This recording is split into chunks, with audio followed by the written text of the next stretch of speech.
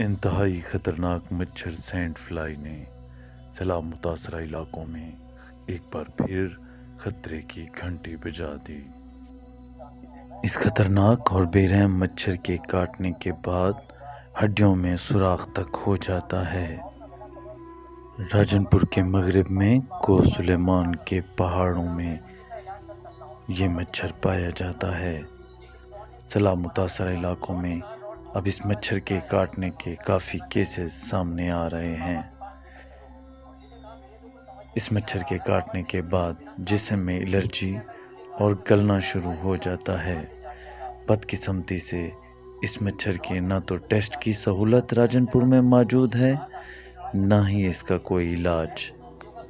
سلیمان کے پہاڑوں کے دامن میں گرم، مربوط اور ریگستانی علاقوں میں یہ مچھر عام طور پر پایا جاتا ہے۔ اس مچھر کے کاٹنے کے بعد عام طور پر لوگ دیسی علاج یا پرانے طریقہ کار پر عمل کرتے ہیں،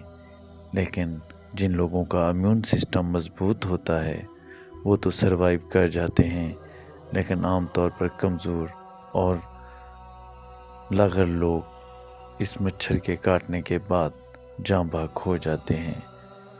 یہاں کے غریب لوگوں کے پاس نہ تو کپڑے ہیں، جو زندگی ہے معمول پر نہیں آئی۔ ابھی ریہیبلیٹیشن کے حوالے سے بڑی سست روی سے جو ہے اقدامات چل رہے ہیں، اور دوسری جانب جو ہے یہاں پر متاثرین سیلاب جو کوہ سلیمان کے دامن میں رہتے ہیں، جو علاقہ پچاد یہاں پر جو ہے جسے کہا جاتا ہے تینوں تحصیلوں میں، وہاں پر ایک سینڈ فلائی نامی ایک حشرات مچھر، اس مخصوص قسم کا مچھر ہے جس کے کاٹنے کے بعد جو ہے ایک انتہائی کربناک اور تکلیف دہ بیماری شروع ہوتی ہے۔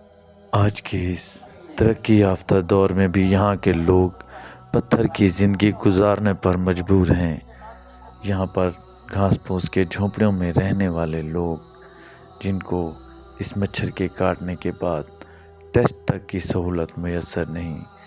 اس مچھر کے کاٹنے کے بعد اس کا جو علاج سینڈ ہے فلائی ہمارے علاقے راجن پور میں اور کوہ سلیمان کی بیلٹ میں بہت زیادہ پائی جاتی ہے، کیونکہ یہ خشک مربوط علاقہ ہے، یہاں پہ خشک سالی ہوتی ہے، تو وہاں پہ جو ریت کے ٹیلے یا پہاڑ کی تھوڑی تھوڑی چوٹیاں یا پچاد کا جو علاقہ ہے وہاں پہ بہت زیادہ پائی جاتی ہے۔ اور مجھے بھی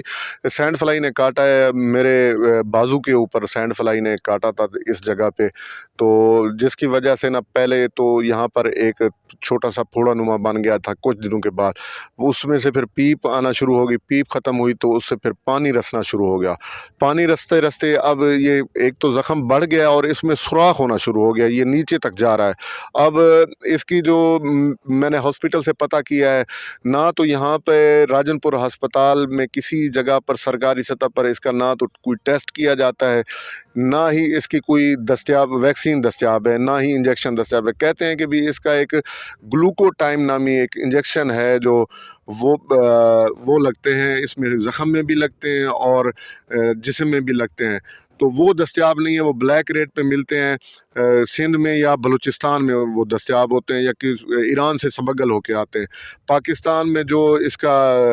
ادارہ ہے اس کو رجسٹر نہیں کر رہا، اس لیے یہاں پہ میڈیکل سٹور والے بھی ڈرتے ہیں، اس کو نہیں رکھتے ہیں۔ تو میری حکومت سے اپیل ہے کہ اس طرح کے کیسز ہمارے علاقے میں بہت زیادہ ہیں، سیلاب زدہ علاقوں میں جہاں اب پانی خشک ہو چکا ہے، وہاں پہ خشکی کی وجہ سے یہ سینڈ فلائی نکل کے آ رہی ہے، تو ایسے علاقوں میں لوگ مریض جو ہیں وہ ان تک علاج دستیاب نہیں ہے، ٹیکے ان کو جو انجیکشن ہے اس کے وہ بھی نہیں مل رہے، وہ پھر دیسی ٹوٹکے وغیرہ کرتے ہیں، تو کچھ لوگوں کے زخم ٹھیک بھی ہو جاتے ہیں، جن کا امیون سسٹم، قوت مدافعت کا سسٹم زیادہ بہتر ہے تو وہ ٹھیک ہو جاتے ہیں، نہیں تو اکثر کے جو ہے نا عذاب ہی ضائع ہو جاتے ہیں، اور وہ پھر جب زخم زیادہ خراب ہو جاتا ہے تو پھر وہ ڈاکٹر کے پاس جاتے ہیں، تو ان پر ان کے اچھی خاصی اماؤنٹ خرچ ہو جاتی ہے۔ یہ بلیک میں سننے میں آ رہا ہے کہ 2000، 2500، 3000 تک بھی اس کا انجیکشن ملتا ہے، لیکن ابھی تک مجھے اس کا کہیں سے بھی انجیکشن نہیں ملا، جس کی وجہ سے جو میرا یہ زخم ہے یہ اب بڑھ بھی رہا ہے، اور دیکھیں اب کیا بنتا ہے۔ میری ڈرگ ریگولیٹر اتھارٹی پاکستان نے سینڈ فلائی کے کاٹنے کے بعد کی میڈیسن کی پاکستان میں پابندی لگائی ہوئی ہے، جس کے بعد اس کے علاج کے حوالے سے یہاں متاثرین سیلاب اور اس مچھر کے کاٹنے کے مریضوں کو انتہائی مشکلات کا سامنا ہے۔ یہاں پر غریب اور پسماندہ لوگوں نے ارباب اختیار سے مطالبہ کیا ہے